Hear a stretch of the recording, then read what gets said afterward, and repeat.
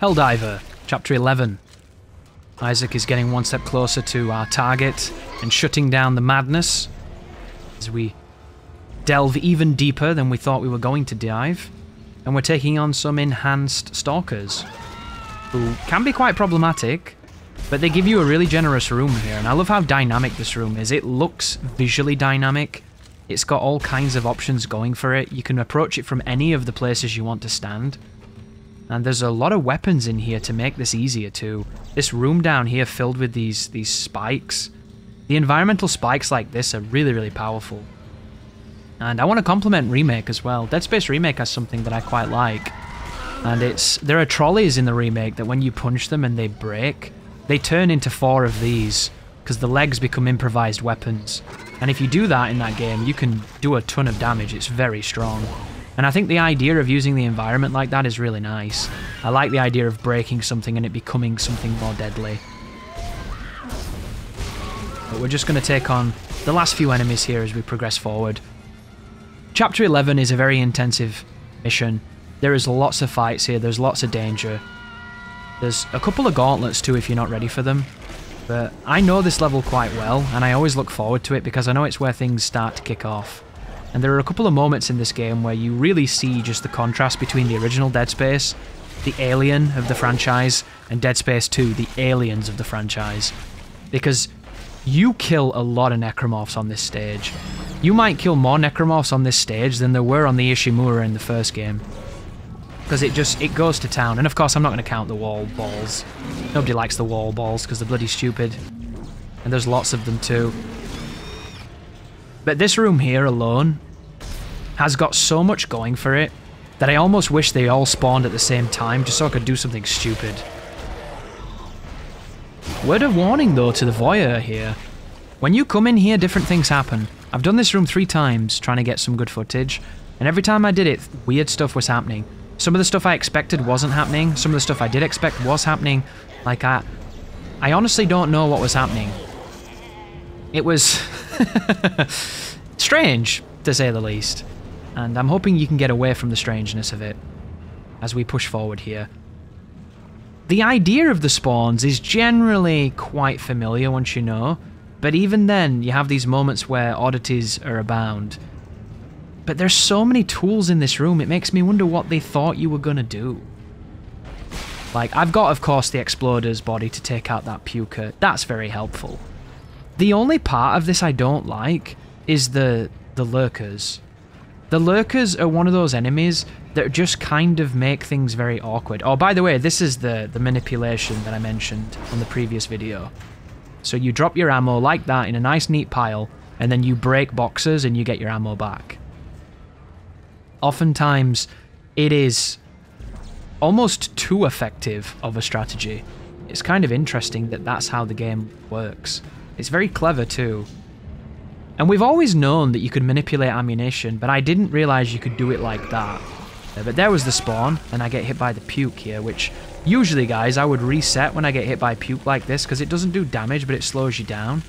But because it was such a fucking miracle shot from a monster that wasn't there, I'm going to let that one slide.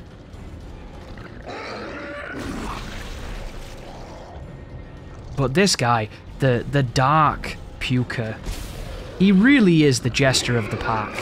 You know, he's the Joker. He just turns up, he does stupid shit, he's very annoying.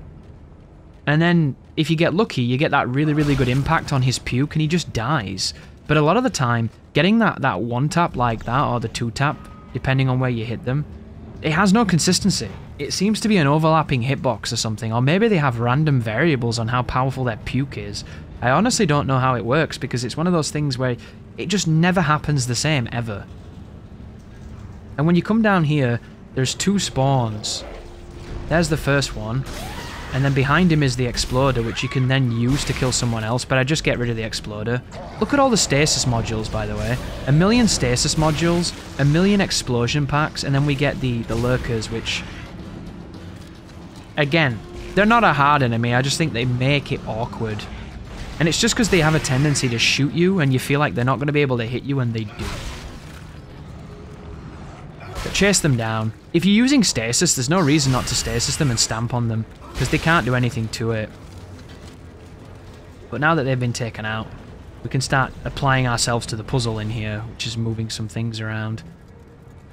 But you have to go under the stairs before it lets you do it down there, I think it is. And you come back through this room as well, so maybe there's so much stuff here because you do come back. But like just then, like 2 more of these guys. Why? I really don't get the spawns of this monster. I wish they were more interesting than they are. I think one of the things that bugs me the most about this creature is that in spite of having those 3 barbed tentacles, when you kill them and you pick them up, they don't seem to be very effective tools when it comes to firing them at other things. I don't understand why the head of their tentacles isn't just like a blade, you know? Instead, it just seems to be something you can grab, but it's always underwhelming. And again, here we go, guys, more manipulations. So when I break these, they will always drop plasma cutter. And I say that, and that one dropped ripper blades, so rare footage of the tech not working, but it's pretty darn good for the most.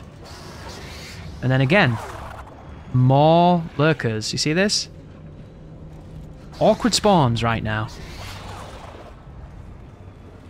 And I could easily get hit by this because they're very accurate. That's the reason why I moved so far away, because I don't want him to have his tentacles out. I want him to put them away. Make him put his tents away, and then we can come back in there and get rid of him. But it's moments like that where you can easily lose just because you hear something scream, and before you know it, you're being hit. And I think this room is so big and so cool. They could have had just like 30 slashes in here, and I would have had a great time with it. You know, bringing them in a couple of waves, I would have been really happy with that, but pukers... I don't mind exploders so much. Pukers can be good when you know where they are and they don't catch you with that bullshit where they hit you through geometry. But just a bunch of lurkers? Come on, game. You're better than that. Like, we could have really gone to bang here. But instead, it's got a lot of these smaller, tense moments. And I would imagine if you like the survival horror aspect, you like this room a lot because it has downtime in between the waves. And during the downtime, you're worrying, aren't you? You're wondering when they're going to come. You're wondering where the threat's coming from and when it's going to happen, and when the enhanced puker's going to jog casually like he's merrily running through a park one day to meet his wife. And then hopefully we can use his spit to kill him. But you see, I'm not tense, because I just want to... I want the fight to be exciting, and with all this downtime, it turns it into quite a boring encounter, and then we get the babies turning up. And the babies are setting off the stasis, because the stasis mods are close to the radius of their explosions, and then... Like, look at this. Like, I don't want to shoot the babies, but in a moment like that, I committed to coming up here. It was a bad idea. It's a more exciting idea, thankfully, but a bad idea on the objective side of things. So I have to spend the plasma cutter rounds, and we get a couple more in... Like, I love this.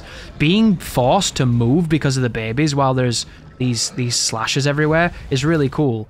But because that checkpoint is bad... I'm not going to sit there and finish everything.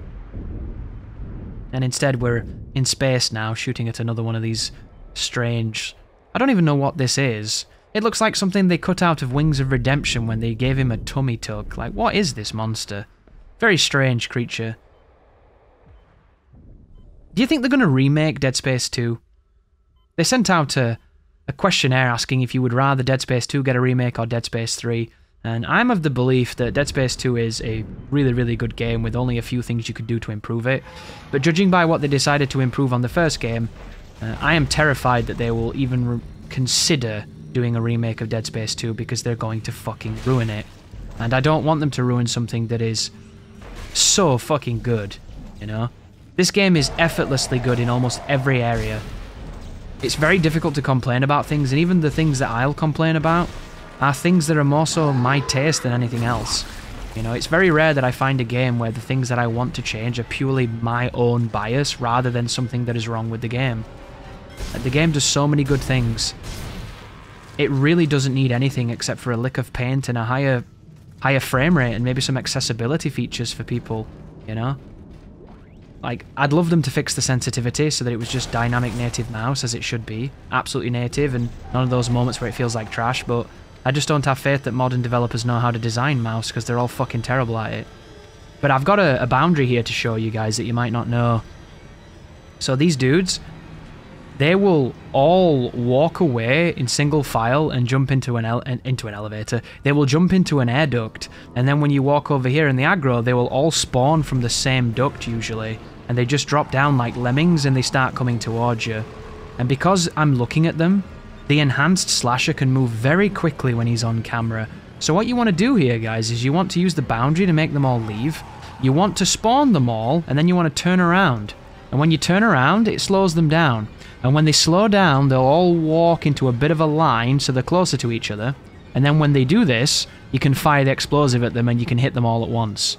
You don't have to do this. It's not necessary, but I wanted to show you just how interesting this game is as far as a mechanical perspective. Because the camera is so powerful in Dead Space, and because boundaries are abided to, I can show you just how powerful understanding what's on screen and where to stand can be. 3 enhanced slashes in a room is a scary concept, until you realise you can completely shut them down. And right now I've slowed them down so they're all going to be together. And when I do that I get a maximum advantage, but they're all walking away like they left the stove on. Again, you don't have to do this, but isn't it beautiful that this game obeys these rules? Games are about ruling systems and understanding those rules. If you want to just come in here and bang, you can come in here and bang. But if you want to come in here and learn something and never struggle again, stay on that lift. You stay near that lift, they can't hurt you. And that's what's cool about Dead Space. Dead Space can afford all kinds of playstyles, from the most insane to the most meticulous. It all depends on what you want to do, and it's not over yet, this fight, because it's a long fight, this room. There's lots of dudes. Bad checkpoint too. Checkpoint's at the bottom of the elevator that brought us up. But you need to be careful here, because they have a tendency to sneak up on you on this encounter. If you do this encounter as intended and you just move through the room, you will get snuck upon by an enhanced slasher, and that's the reason why I did the thing that I did just then, to show you that not only are you going to get flanked, but if you do get flanked, you can reverse that misfortune and turn it into a benefit for you. And then I think there's only one sequence left on this coming up. And the video's flown because the fights are interesting. And there he is. There's the guy. So be very careful of this, because if they want to, enhanced slashers can be super aggro. And there's the other guy as well. Look at him come from behind right there. And I miss him because I'm terrible. But at least the game lets me do that. Dead Space 2 Remake probably won't, and I'm going to be really sad. But until that happens, I don't have to worry. And then now you have it, ladies and gentlemen. Ding dong. The fight you were all waiting for. This is one elevator and one Helldiver versus the hordes and minions of the deepest circle of hell. And what I'm going to do, guys, is I'm going to look into the sky and I'm going to shoot them as they fall. And if I do this correctly, I'll delimb them, and then I can kill them when I'm looking at them. If you stay on top of the spawn like this, it makes it a lot easier. If you wait for them to land, you're going to just do the same thing you always do, which is just take a limb, shoot it at the other guy, take his limb, shoot it at the guy you just stunned. And there's nothing wrong with that, it's just that's what I did the first time, so now this is all about essentially clay pigeon shooting. And it's really, really tense because this is quite a long lift, and when the enhanced necromorphs turn up, that's when you start to having to be really accurate. And you don't have to be perfect because the game is really fair, but you have to understand the camera too. Taking the camera off the enemies is one of the strongest things you can do because it stops them from doing things. But watch him, he's the threat. When he starts doing disco things, you are essentially a victim of the discotheque. And you don't want that because he is incredibly useful. Like, his maliciousness will be felt in every part of this. But just try not to overextend as well. If you overextend too much, that's where mistakes happen. Oh, landed right on me. What a hero. This is such a cool fight though. The way this has been designed is majestic. It's just so good.